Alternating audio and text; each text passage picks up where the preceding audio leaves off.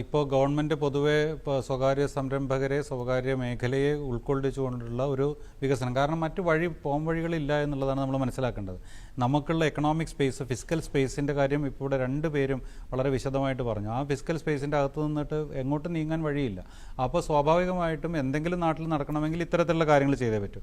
പക്ഷേ ഇവിടെ ഇത് വേറൊരു പോയിന്റ് എന്ന് ആലോചിച്ചാൽ, നമ്മൾ ഈ നഷ്ടത്തിൽ പ്രവർത്തിക്കുന്ന പൊതുമേഖലാ സ്ഥാപനം അടച്ചുപൂട്ടണമെന്ന് പറയാൻ എല്ലാവർക്കും വളരെ എളുപ്പമാണ്. പക്ഷേ ലാഭത്തിൽ പ്രവർത്തിക്കുന്ന കാര്യത്തിന് അത് നമ്മൾ തിരിച്ചൊന്ന് ആലോചിച്ച് നോക്കുക. ഈ റിപ്പോർട്ട്, അതായത് ഇത് 2023 ഡേറ്റ വരെ മാത്രമേ ഇതിൻ്റെ അകത്തുള്ളൂ എന്നുള്ളത് പ്രത്യേകം ഓർക്കണം.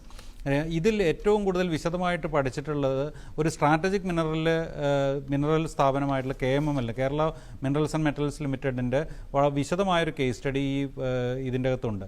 അപ്പോൾ അതിൽ ആ സ്ഥാപനം നടത്തിപ്പ് അതിലുള്ള ടെൻഡറിങ് പ്രോസസ്സിൻ്റെ കാര്യത്തിൽ അവർ പല പോളിസിയും സർക്കംവെൻറ്റ് ചെയ്യുന്നത്, അതുപോലെ തന്നെ ഒരുപാട് പ്രശ്നങ്ങൾ ഉണ്ടാക്കുന്നത്, നഷ്ടം വന്നിട്ടുള്ളത് തുടങ്ങിയിട്ടുള്ള കാര്യം.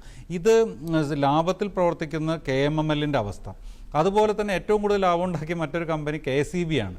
KSEBയിൽ ഇപ്പോൾ ഒരു ഡേറ്റ അനുസരിച്ചാണെങ്കിൽ KSEBയിൽ സോളാർ എനർജിയുടെ വെച്ചിട്ടുള്ള പിന്നെ ജനറേഷൻ കഴിഞ്ഞ ഒരു 5-6 വർഷത്തിൽ നോക്കുക 1000 മെഗാവാട്ടിലധികം കേരളത്തിൽ കൂടിയിട്ടുണ്ട്. അപ്പോൾ അതൊക്കെ KSEBയുടെ ബാലൻസ് ഷീറ്റിൽ റിഫ്ലക്റ്റ് ചെയ്തിട്ടുണ്ട്.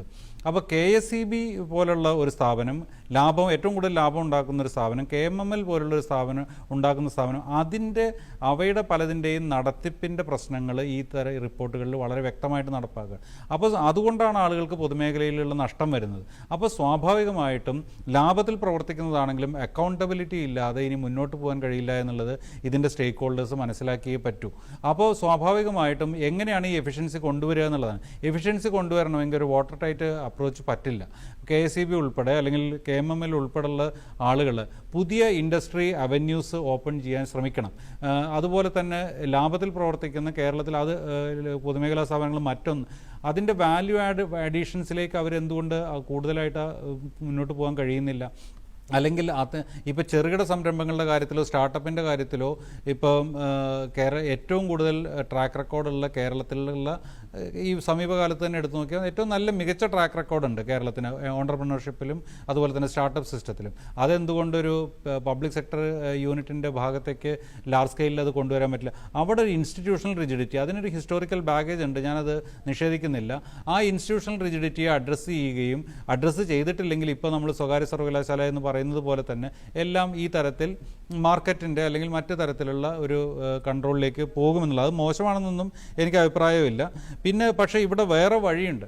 ഈ ഒരു ഫയർ സെയിൽ പോലെ, അതായത് നമുക്കിപ്പം കുറേ പൊതുമേഖലാ സ്ഥാപനങ്ങൾ നഷ്ടത്തിലാണ്, അതിൻ്റെ ഭൂമി മുഴുവൻ വിറ്റഴിച്ച് കുറേ പണം പെട്ടെന്നുണ്ടാകാം.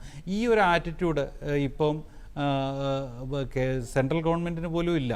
കാരണം എന്താണെന്ന് വെച്ചാൽ ഇപ്പോൾ ലാൻഡിൻ്റെ വാല്യൂ, അതുപോലെ തന്നെ ഇത് പിന്നീട് ഭാവിയിൽ മോണിറ്റൈസ് ചെയ്യാൻ കഴിയുന്നതിൻ്റെ തോത്, ഇതൊക്കെ പല സെൻട്രൽ ഗവൺമെൻറ് ഉൾപ്പെടെ തിരിച്ചറിഞ്ഞിട്ടുണ്ട്. സെൻട്രൽ ഗവൺമെൻറ്റിൻ്റെ ഒരു പ്രധാനപ്പെട്ട പോളിസി ഷിഫ്റ്റായിട്ട് വേണമെങ്കിൽ പറയാവുന്നത്, അതായത് അടൽ ബിഹാരി വാജ്പേയി ഗവൺമെൻറ് കാലത്ത് ഏറ്റവും കൂടുതൽ പിന്നെ ഡിസ്ഇൻവെസ്റ്റ്മെൻറ്റ് നടന്നിട്ടുള്ള ഒരു ഡിസ്ഇൻവെസ്റ്റ്മെൻറ്റിൻ്റെ ടാർഗറ്റിൻ്റെ അടുത്തെങ്കിലും എത്തിയിട്ടുള്ളത് അടൽ ബിഹാരി വാജ്പേയി ഗവൺമെൻറ് കാലത്താണ്. അതിനു മുമ്പ് 91 സ്റ്റാർട്ട് ചെയ്തിട്ട് നരസിംഹറാവു ഗവൺമെൻറ്റിൻ്റെ കാലത്തോ പിന്നീട് 2004 to 2014 കാലത്തിലുള്ള UPA ഗവൺമെൻറ്റുകളുടെ കാലത്തിലോ ഡിസ്ഇൻവെസ്റ്റ്മെൻറ്റിന് അങ്ങനെ ഒരു ടാർഗറ്റ് അവർ ഉദ്ദേശിച്ചില്ല. പക്ഷേ ഏറ്റവും വളരെ അഗ്രസീവായിട്ട് ഡിസ്ഇൻവെസ്റ്റ്മെൻറ്റ് പ്രൊമോട്ട് ചെയ്തിട്ടുള്ള NDA ഗവൺമെൻറ് പിന്നീട് ഇപ്പോൾ സമീപകാലത്ത് അവർ ചെയ്യുന്നത് സ്ട്രാറ്റജിക്കായിട്ട്, അതായത് മിനിമൽ പ്രസൻസ് എൻഷുർ ചെയ്യുക ഗവൺമെൻറ്റിൻ്റെ പ്രത്യേകിച്ചും സ്ട്രാറ്റജിക് ആയിട്ടുള്ള മേഖലകളിൽ, ഇപ്പോൾ അറ്റോമിക് എനർജി പോലുള്ള സ്ട്രാറ്റജിക് ആയിട്ടുള്ള മേഖലകളിൽ, അതുപോലെ തന്നെ മിനറൽസിൻ്റെ മേഖലകളിൽ. അപ്പം ആ മിനിമൽ പ്രസൻസ് എൻഷുർ ചെയ്യണമെന്നുള്ളത് അവിടെയും ഒരു പോളിസി മാറിയിട്ടുണ്ട്. അപ്പോൾ അവർ കൂടുതൽ ഗ്ലോബലായിട്ടുള്ള മോഡൽസാണ് ഗവൺമെൻറ്റിൻ്റെയും പ്രൈവറ്റിൻ്റെയും ഒക്കെ ലിവറേജ് ഒരുമിച്ചെടുക്കാൻ കഴിയുന്ന അങ്ങനത്തെ റവന്യൂ മോഡൽസിനാണ് അവർ, അല്ലെങ്കിൽ ബിസിനസ് മോഡൽസിനാണ് അവർ ശ്രമിച്ചുകൊണ്ടിരിക്കുന്നത്. അത് ഇൻഫ്രാസ്ട്രക്ചറിലേക്ക് കൺവേർട്ട് ചെയ്ത് ഫർദറായിട്ട് മോണിറ്റൈസ് ചെയ്യാൻ കഴിയുമെന്നാണ് അവർ നോക്കിക്കൊണ്ടിരിക്കുന്നത്. അത്തരത്തിൽ ആലോചിക്കാൻ നമുക്ക് എന്തുകൊണ്ട് പറ്റുന്നില്ല? നമ്മൾ ആലോചിച്ചു, പക്ഷേ നമ്മൾ ആലോചിച്ച് അത് കൊണ്ടുപോയി ചെന്ന് എത്തിച്ച KSRTCയാണ് ഏറ്റവും ബെസ്റ്റ് എക്സാമ്പിൾ. ഈ പറയുന്ന വലിയ ഷോപ്പിംഗ് മാളുകൾ നമ്മൾ പണിതു, KTDFC ഏൽപ്പിച്ചിട്ട്, പക്ഷേ അത് എത്ര ഭാവനയില്ലാതെ അല്ലെങ്കിൽ അതിൻ്റെ നടത്തിപ്പിൻ്റെയൊക്കെ ഒരു ബാലൻസ് ഷീറ്റുകൾ നമ്മൾ ദിവസവും പത്രങ്ങളിൽ വായിക്കുന്നതാണ്. എന്തുകൊണ്ടത് KSRTCയെ രക്ഷപ്പെടുത്തുന്നതിനുള്ളൊരു റെമഡിയായി മാറിയില്ല എന്നുള്ളത് ഒന്ന് വിലയിരുത്തേണ്ടതാണ്. ശരി.